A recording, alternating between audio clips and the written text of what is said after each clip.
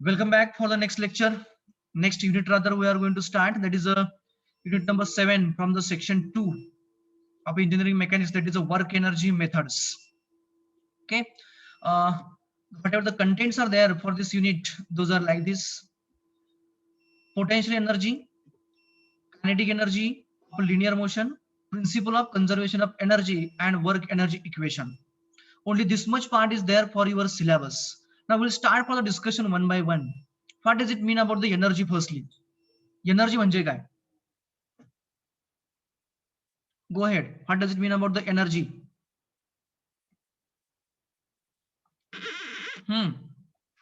Energy म्हणजे काय? Ability to do the work is nothing but the energy. Great. Then what is the potential energy?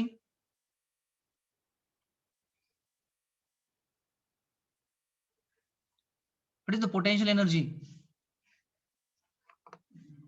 कोणत्या एनर्जीला potential energy असं म्हणायचं? stored or conserved energy.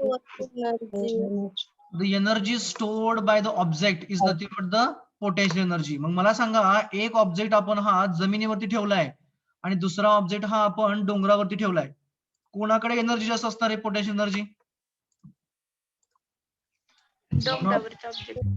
One of the object we have kept on a mountain or a hill we can say. समजा इथे कुठेतरी आपण ठेवलेला आहे.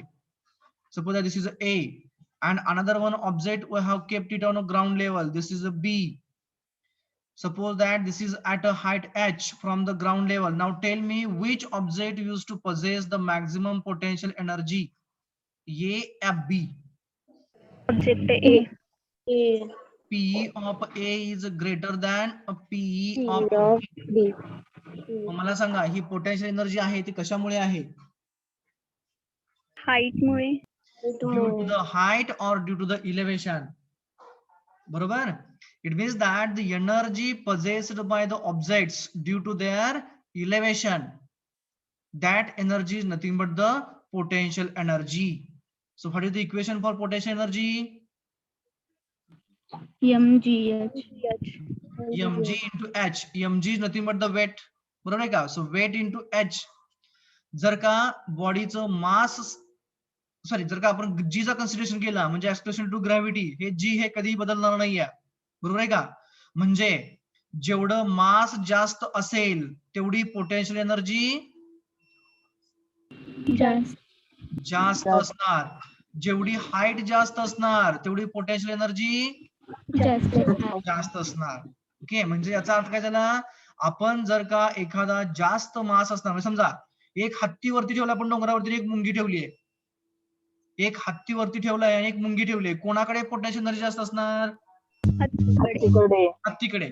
आता समजा दोघांनाही वरून डोंगरावरून ढकलून दिलं खाली, दोघंही बिचारे इथे येऊन आदळले, जास्त कोणाला लागेल? हत्तीला लागणार. का बरं? त्याचं मास जास्त आहे, त्याच्याकडे एनर्जी जास्त होती, तो आदळताना काय होणार? त्याचं जे वेट आहे की नाही, ते वेट त्या हत्तीचं असं डाऊनवर्ड येणार. म्हणजे काय होणार? जेवढं वेट तेवढी रिॲक्शन येणार त्याला. आता हत्तीचं वेट म्हणजे मुंगीच्या वेटचं कितीतरी पट असणार. बरोबर आहे का? म्हणजेच काय होणार? हत्तीला तेवढ्या पटीने रिॲक्शन जास्त येणार, म्हणून हत्तीला जास्त लागणार. म्हणजेच याचा अर्थ काय? ज्यावेळेस हत्ती आणि मुंगी दोघं इथून आपण ढकलून दिले, मोशन मध्ये येणार, त्यावेळेस पॉइंट बी ला आल्यानंतर ना कायनेटिक एनर्जी जास्त कोणाची असणार रे?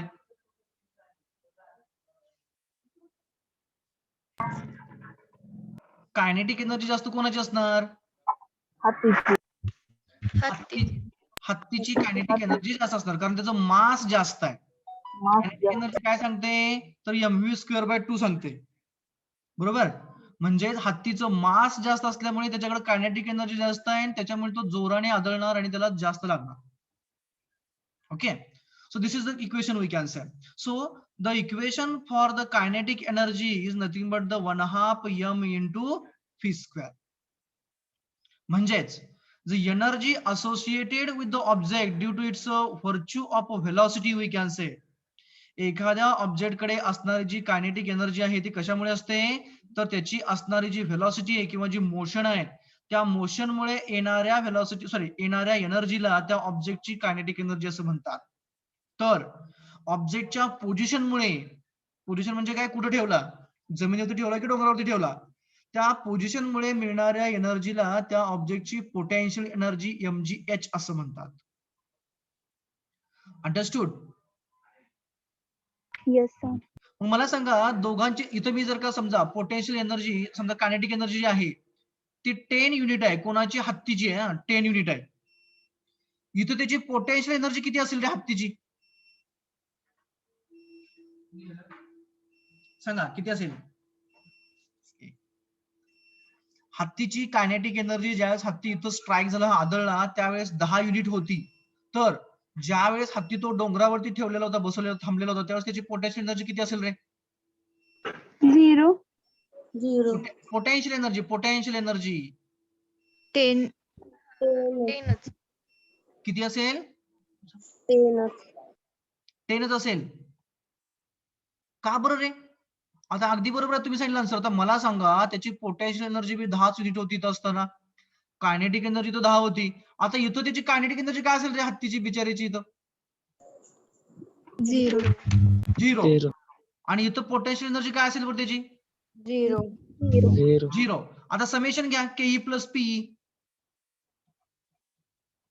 किती येणार इथं? 10. आणि इथं सांगा बरं, के प्लस पी काय येईल? 10. आणि या लॉला काय म्हणतात रे, या नियमाला काय म्हणतात? Law of conservation of energy. Law of conservation of energy. Means only form of energy is getting change. Form म्हणजे काय, तिचं रूप म्हणतो आपण त्याला. इथं कोणतं होतं? पोटेन्शियल होतं, स्थिर अवस्थेमुळे मिळालेलं होतं. किती होतं? 10 युनिट होतं. इथं काय होतं? 10 युनिट, पण तो कायनेटिक एनर्जी म्हणजे त्याच्या व्हेलॉसिटीमुळे, मोशन मध्ये मिळालेलं होतं. आणि ते कसं असतं? नेहमी कॉन्स्टंट असतं. 10 युनिट हे नेहमी त्याचं काय असणार? कॉन्स्टंट असणार. म्हणजे याचा अर्थ काय, आपण एखादा दगड जरी डोंगरावरती नेऊन ठेवला, तर त्या दगडाकडे जेवढी पोटेन्शियल एनर्जी असणार, तेवढाच तो दगड जमिनीवरती आदळताना त्याच्याकडे कायनेटिक एनर्जी असणार. It means whatever the energy is there, that energy we can't be able to destroy. आपण ती डिस्ट्रॉय करू शकणार नाहीये. Only we will be able to change its form. तिचं फक्त आपण प्रारूप, जे रूप आहे ते बदलू शकतो. कुठून? Kinetic one form to another. कुठली असेल, तिथं केईपी आहे, इथं कायनेटिक एनर्जी, पोटेन्शियल एनर्जी. त्याच्यामुळे काय होणार? कायनेटिक मधलं पोटेन्शियल मध्ये जाईल किंवा पोटेन्शियल मधलं कायनेटिक मध्ये येईल. ते जर का लाकूड आहे, लाकडाकडे पोटेन्शियल एनर्जी, आपण ते पेटवून दिलं, त्याचं कन्व्हर्जन कशामध्ये होणार? हीट एनर्जी मध्ये होणार. Isn't it? It means that we will be able to only change the form of energy and we will be not able to destroy the energy. म्हणजे sir law of conservation. Right. This is the law of conservation of energy. कळालं? Yes sir. आता मला सांगा, आता हे जर आपलं energy बद्दल, वर्क म्हणजे काय रे? What is mean by work?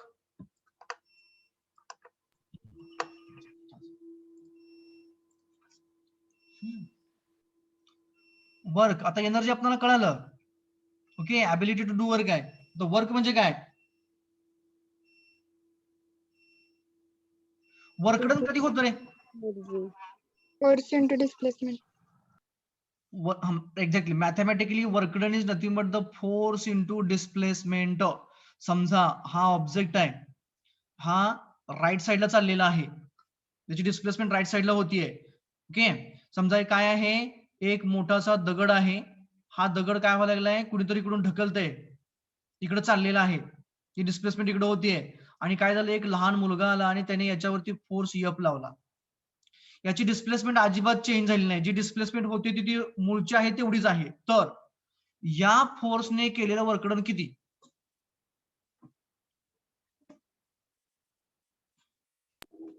0. 0. अगदी बरोबर.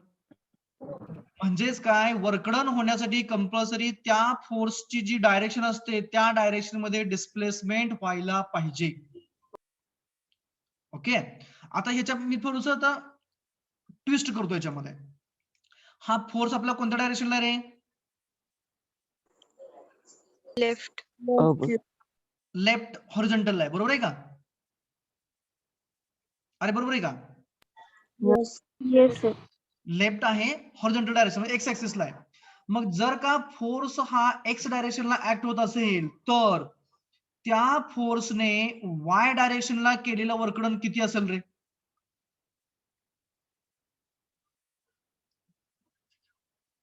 हम्म 0. झिरो. कारण फोर्स हा एक्स आपण पुढे ढकलतोय ऑब्जेक्ट.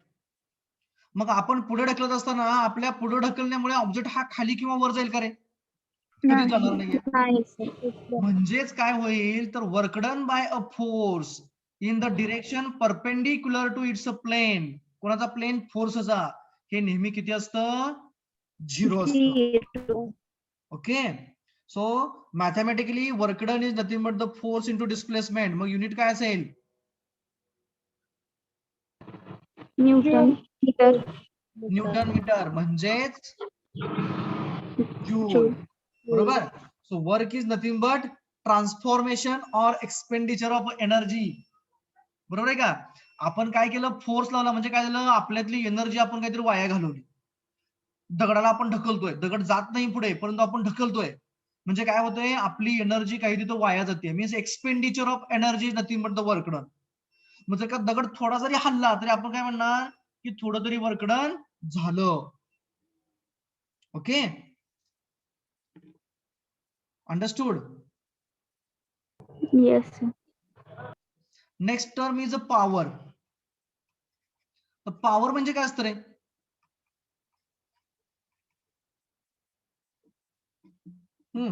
आपण म्हणतो याच्याकडे लय पॉवर आहे, त्याच्याकडे लय पॉवर आहे.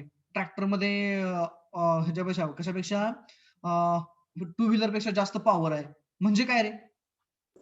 An amount of energy converted into time. Amount of energy म्हणजेच काय? तर अमाऊंट ऑफ त्या एनर्जीचा जो कन्व्हर्जनचा रेट आहे तिचा रेट त्या एनर्जीचा जर का जास्त असेल एखाद्या ऑब्जेक्टकडे कन्व्हर्जन करण्याचा तर त्या ऑब्जेक्टकडे आपण काय म्हणणार? पॉवर जास्त आहे. म्हणजे काय? ट्रॅक्टर हा सहजासहजी या स्टोनला ढकलू शकेल किंवा ओढू शकेल दोरी बांधली तर, परंतु तो लहान मुलगा तो ढकलू शकत नाहीये. म्हणजेच काय झालं? रेट ऑफ काय म्हणतात? Expenditure of energy. Work per unit time. Rate of expenditure of energy per unit time त्या लहान मुलाचा कमी आहे कारण ते ढकलू शकत नाही म्हणजे पॉवर कमी आहे. परंतु ट्रॅक्टरचं काय आहे? Rate of expenditure of energy per unit time जास्त आहे. म्हणजे काय होतंय? वर्क डन जास्त करता येते. म्हणजेच काय? Power is nothing but work done Work per per unit time. बरोबर. आता वर्क डन म्हणजे काय आहे? Force into displacement upon time आहे. म्हणजेच काय झालं? डिस्प्लेसमेंट अपॉन टाइम म्हणजे काय? velocity. वेलॉसिटी. म्हणजेच काय झालं? एफ इंटू व्ही म्हणजेच पॉवर झाली. म्हणजेच एखाद्या लोकोमोटिव्हची पॉवर किंवा एखाद्या ट्रेनची पॉवर किंवा एखाद्या व्हेइकलची पॉवर जर का काढायची म्हटलं तर आपण तिने लावलेल्या फोर्समुळे जी व्हेलॉसिटी जनरेट होते त्या दोघांचा प्रॉडक्ट जर का घेतला तर आपल्याला त्याची पॉवर मिळणार. ओके, आपण झिपलं का? Yes, sir. Yes, sir. Yes, sir. The next and the most important part is about the work energy equation. तर वर्क एनर्जी इक्वेशन म्हणजे वर्क डन आणि एनर्जी या दोघांमधलं आपल्याला इक्वेशन जनरेट करायचं.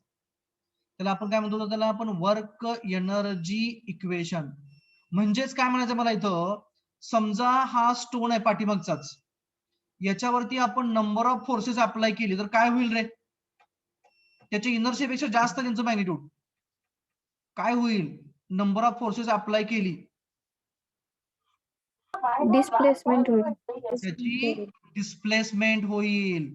म्हणजेच काय होणार? इनिशियली त्याची कायनेटिक एनर्जी किती होती? 0. 0 होती.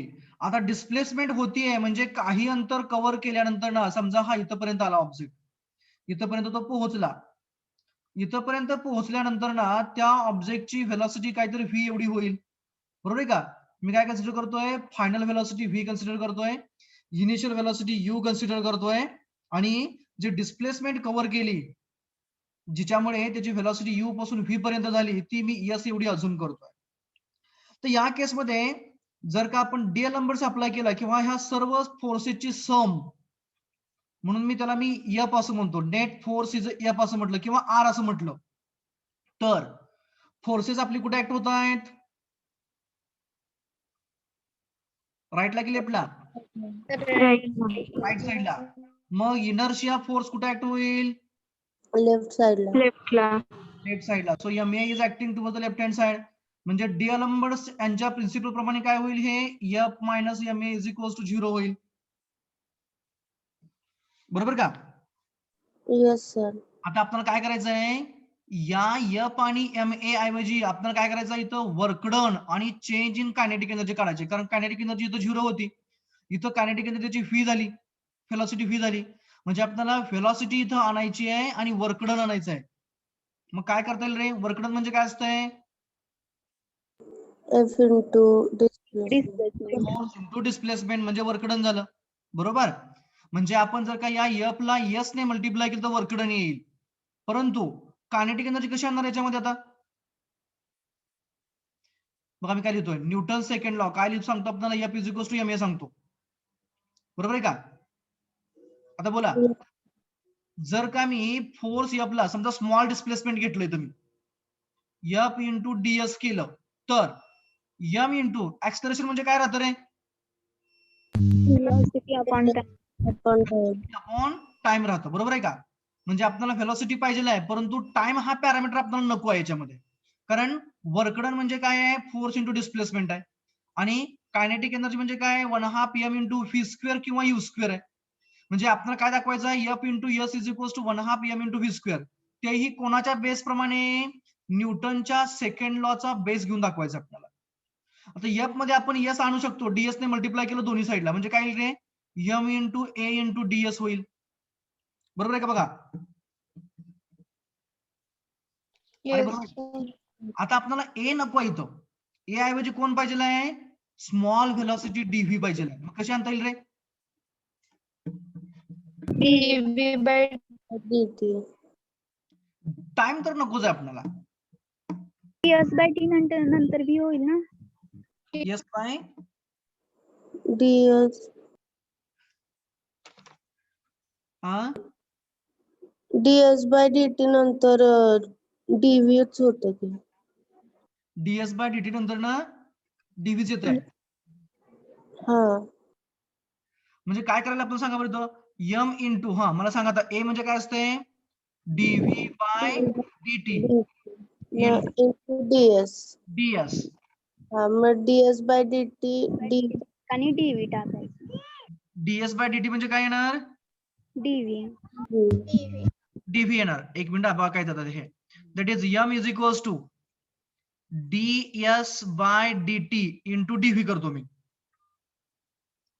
बरोबर आहे. Yes, sir. आता डीएस बाय डीटी म्हणजे काय झालं, व्हेलॉसिटी झाली की नाही. Yes, sir. म्हणजे काय, हे एम इंटू व्ही डीव्ही होईल. बरोबर आहे का? Yes, sir. आता हे आपल्याला सो शॉर्ट टाइम इंटरव्हल साठी किंवा सो स्मॉल डिस्प्लेसमेंट साठी झालं. आपल्याला लार्ज डिस्प्लेसमेंट साठी पाहिजे, काय करावं लागेल मग,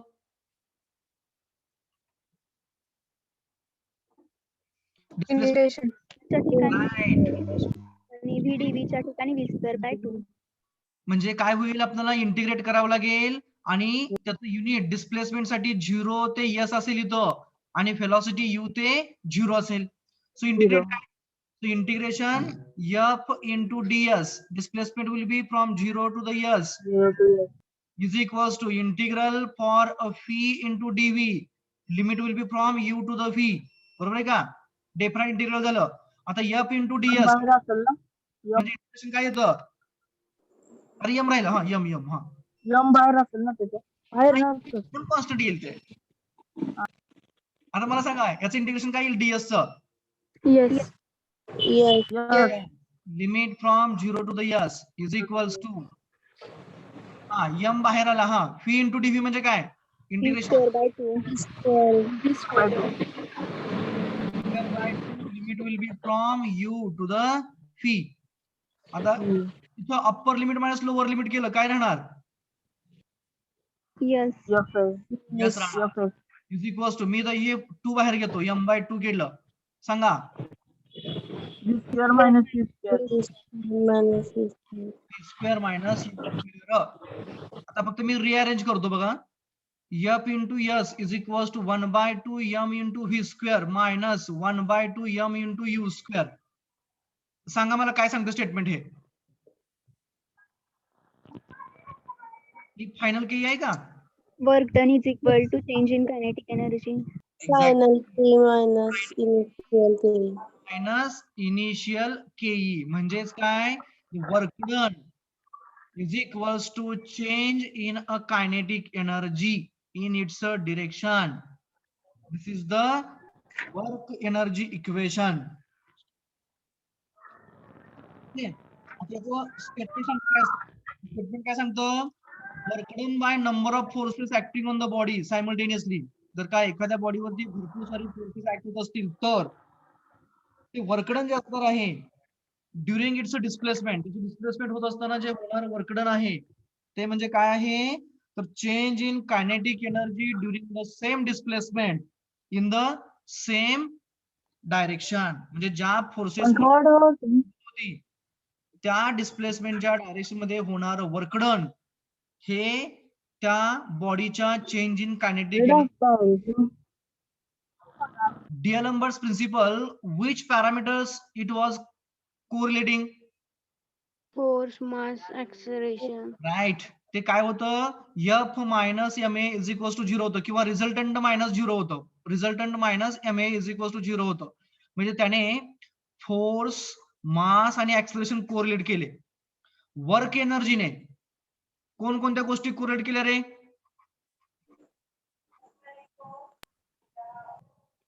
बोला.